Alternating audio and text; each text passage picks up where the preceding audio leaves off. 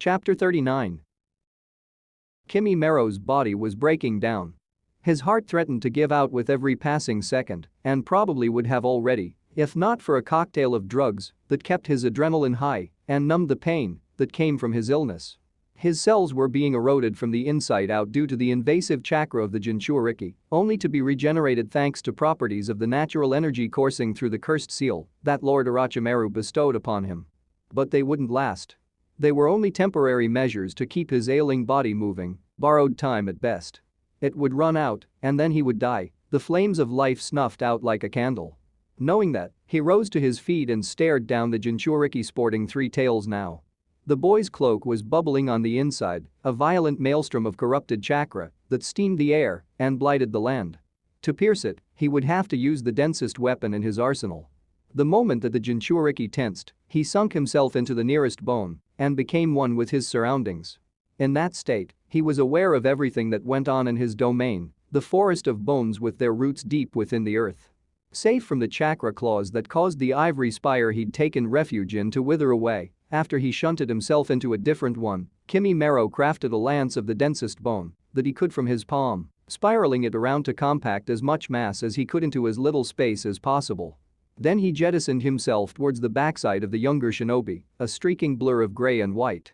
The point of his lance speared through empty space as, in a mere instant, the Jinchuriki speared its tails into the ground and used them to rise above his joust, bringing his chakra arms down and expanding them as he raked the ground. They nearly caught the bone user in a pass until he lashed his tail against the ground to change directions and sink into another osseous tree, moments before the Jinchuriki made contact with it in chase. Surging through the forest of bones, he compelled them to sprout. Bony branches emerged, turning every spire surrounding the Jinchuriki into a wall of spear-length thorns upon which Kimmy Merrow intended to skewer him. All at once they shifted to point towards their intended target and fired down. It was a rain of white death. An attack from all angles that would leave no escape, no matter how fast the opposition was. Composed of bones dense enough that even the cloak shouldn't be able to waste them away on contact, they would turn Naruto into a pincushion. Yet, all it took was a single roar to make it worthless.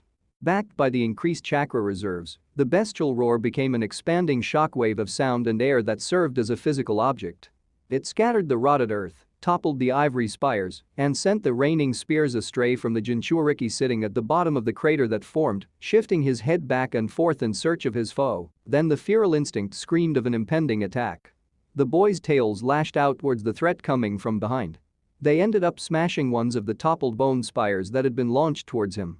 That was when Kimmy Merrow erupted from the ground and impaled him from below, through the stomach with the lance forged on his arm. The closeness of the cloak to his body left him feeling as though he was standing next to a fire, but he bore with it to spin around. Carrying the Jinchuriki on the neck of the lance, he slammed the tip into the ground and staked Naruto into place as the boy screamed in agony. Kimmy Merrow backed away after separating his arm from the weapon, leaving Naruto impaled and pinned to the ground. It looked to be over as Naruto raked at the lance, as with his claws to no immediate avail. But it wouldn't last for long. Signs of bone rot were already setting in around the wound that frothed. There was no getting around it. The boy was too dangerous to be left alive, more so if he could sprout another tail and become even stronger. Compared to bringing in the other two, the loss of the Jinchuriki was acceptable since it would also hamper the Leaf Village. No matter how resilient his healing factor, taking off his head would be the end of it. Kimmy Merrow raised his hand, a sliver of ivory emerging from his palm as a long blade to decapitate the boy. Then a familiar pulsing sense of pain flared throughout his body. A vicious cough forced blood up through his throat and out of his mouth as it made his heart ache, dropping him to a knee. Not yet, he thought desperately as he tried to keep it in check. The exertion and exposure to the tailed beast's chakra had strained the reserves of the cursed seal and drugs. I have to finish this quickly. His thoughts froze abruptly as a wet sound accompanied a hot lance of pain that shot through his chest. His eyes fell down to see that the end of a chakra tail had punched through his body from the rear, having extended from the cloak into the ground and then tunneled to take him from behind. Strength fled his body as his lungs stilled, leaving him unable to support himself as the tail whipped itself and tossed his body aside like a rag doll.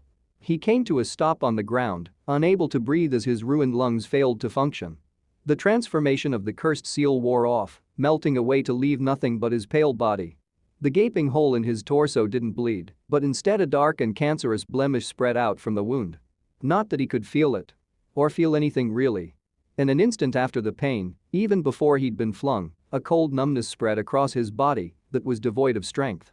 Straining to stay awake, he could do nothing but lament his failure as the Jinchuriki finished freeing himself and then lunged for him with a chakra arm raised, forming into sharpened claws with serrated points. As his death neared, time seemed to slow and stretch. It was torture to Kimi Mero, unable to do anything as the thought of dying without being able to repay the debt he felt he owed Orochimaru for all he'd done haunted him. He could only curse the Jinchuriki with his final thoughts as the claws descended. Then there was nothing. Karen POV. Damn it. Karen said, her voice strained as she worked the kunai into the dirt and used it as a makeshift spade. The moment that Naruto let loose that roar, they had been tossed due to the displaced air and force. It was only by some miracle they had managed not to end up crushed entirely by the towering spires that came tumbling down. However, Anko's left forearm was wedged beneath one in the ground and was broken at the very least. It was too big for Karen to lift, but if she could create enough space between them then Anko could slip it out. Of course, it'd be easier to focus on the task at hand, if not for what she felt what was transpiring elsewhere. How bad is it with him? Anko asked in the wake of the swearing and a distant crashing sound. He had 3 tails when he caught us in that roar, didn't he? Can you feel if he's still in control? The sound shinobi is dead now, but Karen bit her lower lip, leaning forward and scrunching her brows up as she kept digging. Naruto's chakra was slowly growing more and more faint. It was being swallowed up by the 9-tailed fox's chakra and buried within the hatred, like a salt cube being eroded in sea. Anko seemed to pick up at least how serious the situation was from her silence. Can he be saved? If I can wrap a chain around him then I might be able to suppress the 9-tailed fox's chakra long enough for him to take control, she said as she hurriedly shoveled the kunai into the dirt. But the longer this takes, the worse it'll get. If it goes too far, Anko sighed. Go then. I can free myself from here. I'll be right back. Karen promised as she passed back the kunai, jumped to her feet, and darted towards Naruto. He needed her more at the moment. She wove through the field of discarded spear-like protrusions and crossed the crater that had been formed towards where she sensed the bone user's chakra be snuffed out. Karen almost vomited when she arrived. The air had gone putrid and hot, worse than even the foulest locations she had come across in her life. She held her hand over her mouth and clenched her throat to force the bile rising up back down, along with the scream of horror as she stared at what had become of Naruto. He'd gone feral, hammering the chakra arms against all that was left of his opponent's body, a stew of rotted and battered meat, roaring in fury. The 9-tailed fox's chakra kept swelling, even with the threat gone. If it continued to do so, his own sun-tinged chakra would be swallowed whole entirely. She gathered the remaining chakra that she had and tried to form the chakra chains again. Midway, she faltered as the limitations of the day were reached. The length of chain that dangled from her right hand was little more than a pathetically short whip, but it was solid enough that it could be used if she got close. This is going to hurt, she thought to herself as the muscles in her legs tensed to move. That bubbling cloak was like seething lava that trapped him, and she wasn't sure she'd be able to handle maintaining contact with it for long. But there was no other way to help him right now, so if that meant a little pain she'd endure it. That in mind, Karen swallowed her hesitation and threw herself towards the maelstrom of malevolent chakra.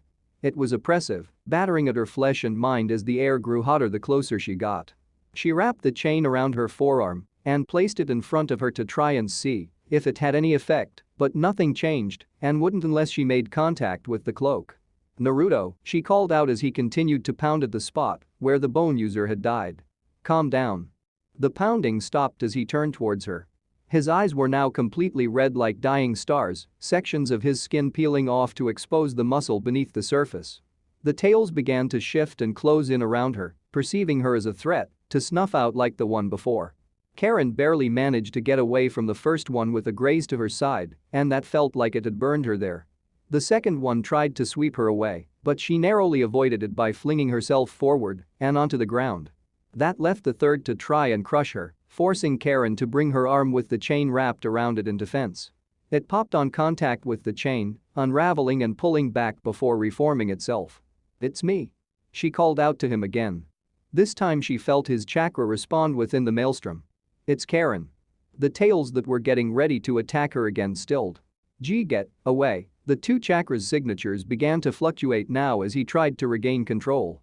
He brought his hand to his head and curled into himself, the cloak's rampant bubbling slowing down. Hard to control. I can help you.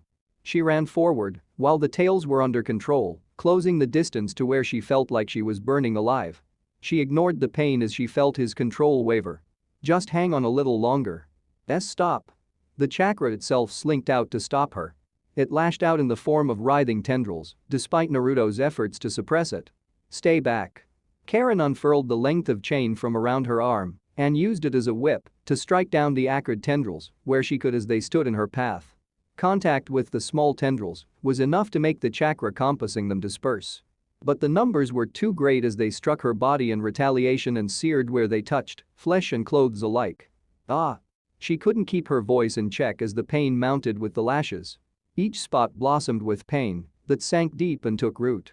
One even struck her across the face and knocked her glasses off, breaking the lenses and denying her the ability to see without them.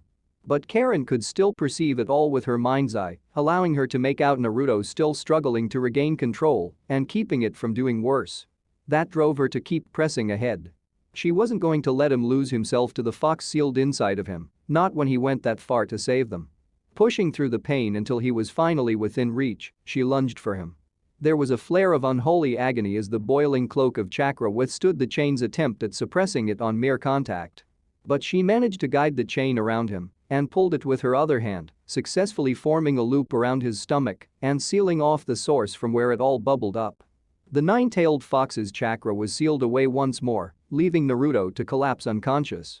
Karen fell right next to him, in enough pain that tears were leaving her eyes with every agonizing breath. The corrosive nature of the chakra was worming its way into her body, and if she didn't act fast it would become poison that trotted her body away. So she brought her trembling arm to her mouth and sank her teeth into her own burned flesh, the skin crunching with a sickening sound that made her stomach churn. The healing bites effect kicked in. It was enough to purge the invasive chakra from her body and reduce the severity of the burns, but that was the third time she'd been bitten tonight. There just wasn't enough chakra saturating her body to do more than that, nor in her reserves at all, leaving her weak and wanting nothing more than to pass out. But she couldn't afford to now. Not when three chakra signatures that she recognized came into her range. The pursuers from before hadn't given up. Even with all the distance Byako put between them, they managed to cover enough ground that they'd be there soon enough. Karen forced her body to move. With trembling arms, she grabbed Naruto and began to drag him towards Anko's signature. They had to get away before they were set upon again and taken to Kabuto. Anko POV. The pained groan that left Anko's mouth turned into a heavy sigh as she wrenched her arm free through the furrow that she managed to finish digging around it. The awkward angle and distorted flesh made it abundantly clear that it was broken. Today has not been my day. Anko winced as a spike of pain rippled through her as she made a splint for it and then rose to her feet. She'd need to get it looked at back at the village, but first she had to find her charge and the boy. So she set out to find them by following the trail of destruction left behind and couldn't help but feel horrified when she did. The younger Kunoichi stood trembling, her clothes ruined and torn to reveal mild chakra burns all over her body. Her glasses were nowhere to be found as she tried pulling Naruto along with her, likely unable to even see in front of her face. The boy looked as bad, with bits of his skin peeled off, and was unconscious. Anko ran over in time as Karen's legs gave out and gently lowered them to the ground. "Hey, are you okay? We have to go," she muttered, eyes half-lidded as she tried to rise. Her arms couldn't even support her own weight and gave out, leaving her to whimper. "The others, coming, others?" Tension ran up Anko's spine at that as she registered what the girl meant. "You mean the ones that had been chasing us before? How far away are they from us?" 2 minutes, Karen's body twitched slightly and she groaned in pain. The burns were taking their toll on her it seemed. She was in no condition to fight and the boy was unconscious. Anko's mind raced. Those sound shinobi were already strong enough to push them to their limits before, and with only 2 out of 5 taken care of it still left them at a disadvantage. And that was before she factored in the protecting the kids and her own injuries, which left only one real option for her to take. She had to get them out of there. Even if she didn't like the thought of having to fend off 3 more cursed seal users on her own, It was better than allowing the pair to end up in the midst of anyone affiliated with Orochimaru. She wouldn't be much of an aspiring teacher if she was willing to throw them to the wolves just to save herself after all. Enduring the pain as she made the necessary hand seals, Anko slammed her hand onto the ground. The mole snake appeared once more in response to her summoning. It drew close and loomed over her in attention. "Did you get the last one to the village?" she asked. When the serpent bobbed its head, she reached up with her good hand and ran her fingers along its head. "Good. Now can you do me one final favor and get these two to the village in your stomach?" The mole snake shifted its body along the ground and peered at pair of Uzumaki before turning back to its summoner and flicking its tongue. "I know that you only like taking one person at a time because it hurts your stomach to fit more in there, but this is an emergency." Anko repositioned Karen so that she was against Naruto. The girl whimpered in pain but didn't fight her on it. "They should be small enough to fit if they stay close, so do it for me. Okay?" It hesitated for a moment and then nodded. "Thanks." The older Kunoichi then turned her attention to Karen. "This is going to be very uncomfortable and will probably hurt like hell considering the state of your body, but don't move and hold onto him in there as tight as you can. When you do get to the village, tell the Hokage everything. Understand?" "Yes." Karen moved her arms around Naruto's unconscious form and held him tight against her body. Then she closed her eyes as the snake's maw opened wide and swallowed them both whole. Moments later, both of them were inside of the serpent's belly as it sank into the earth, speeding off underground towards safety. That left Anko alone with the whistling night breeze that sifted through the remaining ivory spires that made up the forest of bones. Despite knowing the odds of the battle to come, she felt relief spread throughout her body. Those two had the potential to do so much good for the village that it would be a shame if it was snuffed out now. Even if Anko ended up being caught or killed, knowing she'd secured their future was good enough for now. That being said, she had no intention of going down without a fight. She moved with hurried steps, using the remaining minute she had as a head start to hide in a dense portion of the osseous trees. Then she reached for her remaining kunai with her good hand, stood up straight, and sharpened her senses in anticipation. If they wanted her, Anko was going to make them work for it. End of chapter 39. Chapter 40. Saratobi Hiruzen fought the urge to yawn as the night dragged on. Reports continuously came in regarding the escapees, their numbers now few. It wouldn't be long before those that were still within the land of fire were captive. The mystery of how they escaped had been solved, courtesy of a messenger toad from Naruto and questioning a few of the escapees, but the reason why eluded him even now. Granted, there were other questions still to be answered. Like how they knew of Naruto's location. But, with the sound shinobi captured by Anko, they would have them in time. Inoichi and Ibiki would see to that much. So he settled on rubbing his eyes with his good hand for now, rather than stew on the machinations of Orochimaru's right-hand man. "You shouldn't push yourself, old man," said the only other person in the room. Looking out at the village from the window was Tsunade, a transformation hiding her normal appearance, and several documents in her hand. She had come to help with the workload, even if she was reluctant to be seen. "You're still recovering. There's no one else who can do this at the moment with Jiraiya away," he said with a sigh. Jiraiya should have received word by now on the matter, but it would still be hours before he could return. Knock. Knock. There was a knock on the door that drew their attention. Once permission was given and Anbu entered. The man was adorned in a flak jacket, a mask that had a cat's face on it, and a sword on the right side of his back. "Tenzo, what news do you have for me?" Saratobi asked. "A pair of our shinobi have been brought to the village's gates by a snake summoning," he reported. "One of them is Naruto Uzumaki, who has sustained numerous injuries and required immediate medical attention. The Kunoichi accompanying him, identifying herself as Karen Uzumaki, claimed she has information to report to you as she was escorted to the hospital for her injuries." "I see." That left him in a bit of a predicament.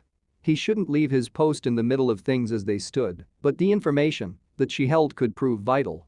Not to mention when he attempted to rise to his feet moments before, the bones in his back loudly contested the decision with audible crackles as a testament to his age.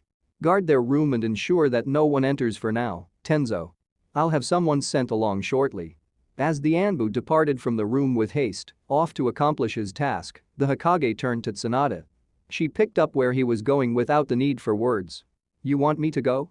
"I cannot leave my post at the moment, and the information that she has could be pertinent," he said. "There's no one more qualified to look after the members of your grandmother's clan than you are." Next to Shizune, they were possibly the closest ties she had to family through her grandmother's side. The same Uzumaki blood also flowed through her veins to an extent, and he would like to have her tested to see if she could also utilize those masks that were retrieved from the temple as well. However, he had been putting it off until she was in a better state of mind since her enforced sobriety, which had left her cranky, for lack of a better term. Or would you rather take my place here and handle overseeing everything until my return? A slight, indignant huff left her mouth at that. You don't have to try and blackmail me. I'm going. Just tell me what I need to know about the brats. Sanada POV. The closest thing I have to a family, huh? Sanada couldn't help but feel a little offended that the old man tried to play that card in an effort to get her to act. The only people she could call family were already dead, with perhaps the exception of Shizune. Still, taking a report and checking on some mild injuries were far easier than dealing with all the documentation that he had to do. It was also probably meant to test whether or not her therapy was having any real effect so far. Shizune was on call at the hospital at the moment, so it probably would have crossed his mind for her to call in her apprentice for help in looking after them if she couldn't. Arriving at the hospital, while in her disguise, she presented the seal given to her by the old man to the Anbu standing at attention in front of the door. He moved, allowing her to enter into the room. There she found the two Uzumaki. The blonde boy that Jiraiya was fond of was lying unconscious on the bed in an examination gown. The girl, also in an examination gown, was staring at Sanada from his bedside, despite there being a second one 2 steps away that she should be resting on given the situation. That rankled Sanada to an extent when patients did things that could worsen their condition. What was the point in treating them then? Taking a look at the charts laid out on the table, she saw that they had done some preliminary treatment for the burns in the girl's case. That involved cleaning the wounds of whatever they may have come into contact with while in a snake's stomach, giving her medication to help with the pain control, and applying dressings to them as a temporary measure to keep the nerve endings from being exposed for the moment. There were tears in her eyes, but it was hard to tell if that was from the pain, as it was generally a bad idea for someone with burn wounds to move around actively, or because of the boy. The boy's charts read different enough that she'd need to see it herself the extent of the damage. You're the woman from when they woke me up, Karen said, breaking the silence to that point. Why are you wearing a disguise over that genjutsu? That's my business, Sanada said in a dismissive tone. If you remember that I was there when you first woke up, then you know I'm familiar with the Hokage. He sent me here to find out what happened and see if I can treat your wounds. Naruto first, the girl said. I just have mild chakra burns and exhaustion, but he had it worse. I'll be the one to determine that. She walked over to the boy's bedside. Lie down in the other bed and explain what happened while I look into him. Karen looked reluctant to leave his side until Sanada gave her a stern stare. Then she stepped back until she reached the opposite bed and sat on it. How much do you know already? Everything the old man told me. She opened the examination gown and peeled back the dressings enough to where she could see just how severe the damage was. At a glance, parts of his epidermis and the layers beneath it were outright gone, exposing the muscular system beneath it. There weren't standard signs of burns present, so it wasn't a fire technique, and a wind technique didn't seem likely given the shape. More concerning was the fact that the most damaged part was his abdomen, where his seal was located at. She suspected that it was still intact since there was no rampaging giant fox at present to further compound the old man's troubles. But they needed to get Jiraiya here fast. With her hands alight with pale green light, Sanada hovered them over his injuries to find that the wounds were still saturated with traces of the tailed beast's chakra that lingered. It would need to be purged before the wounds could be properly healed. And that would take time. What drove him to using the nine-tailed fox's chakra to this extent? We were attacked by people with cursed seals that could activate a second-stage transformation, she said.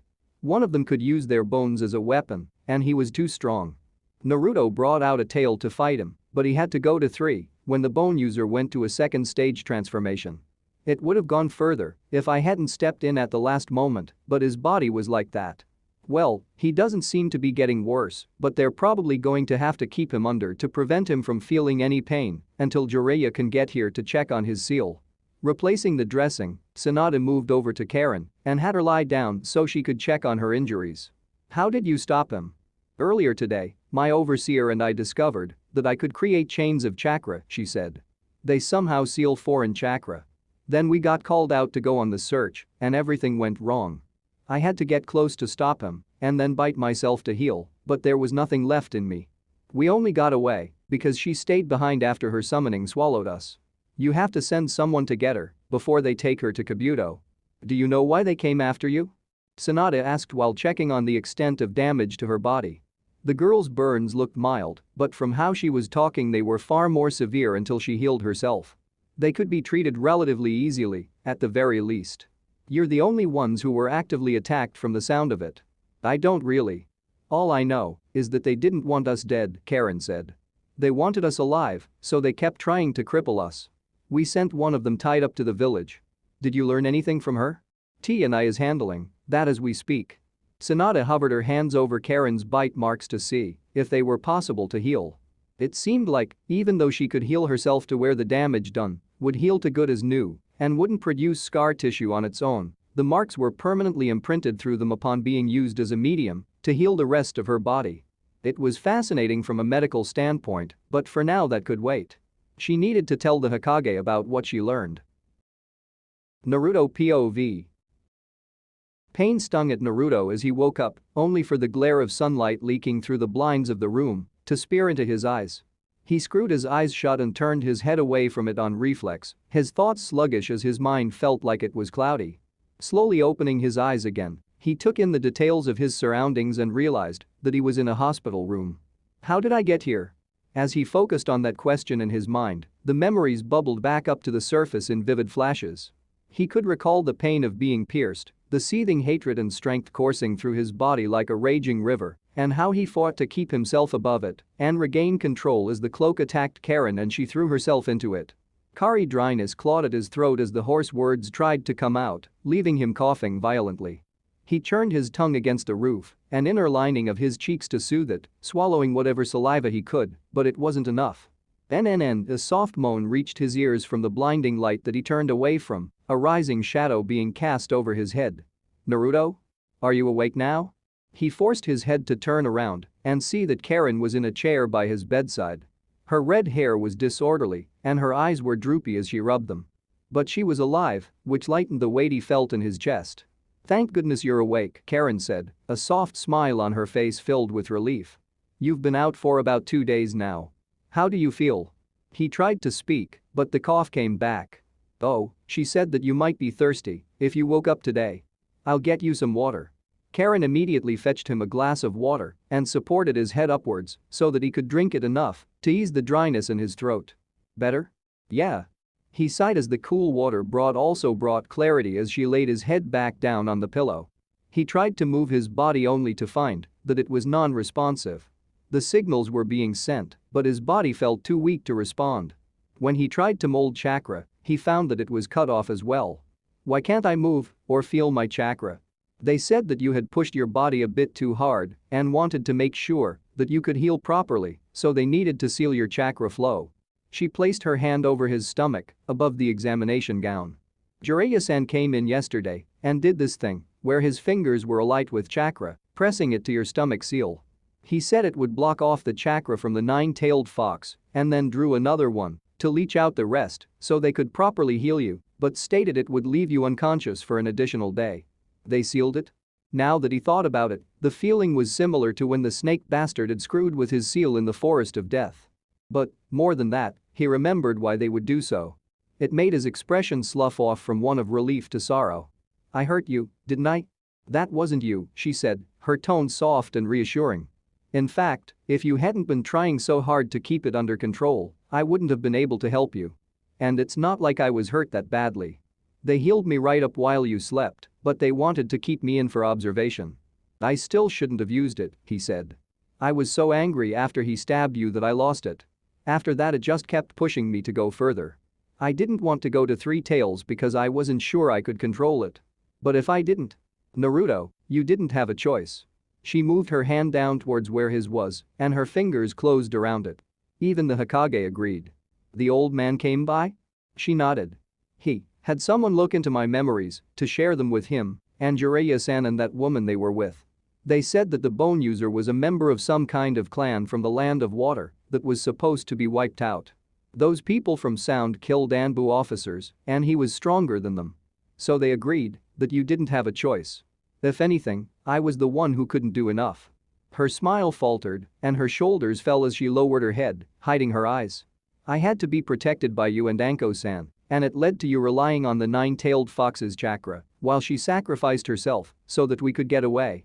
I couldn't even stop Byaku's mask from being shattered in the end, and I couldn't even heal the damage to your body. I was mostly useless. She looked like she was on the verge of crying. Naruto wanted to reach up to comfort her, but couldn't even move his arm well enough to do so. He settled for twisting his hand around so that he could try to at least hold hers. It's okay. No one could have seen that happening. But I should have, she said.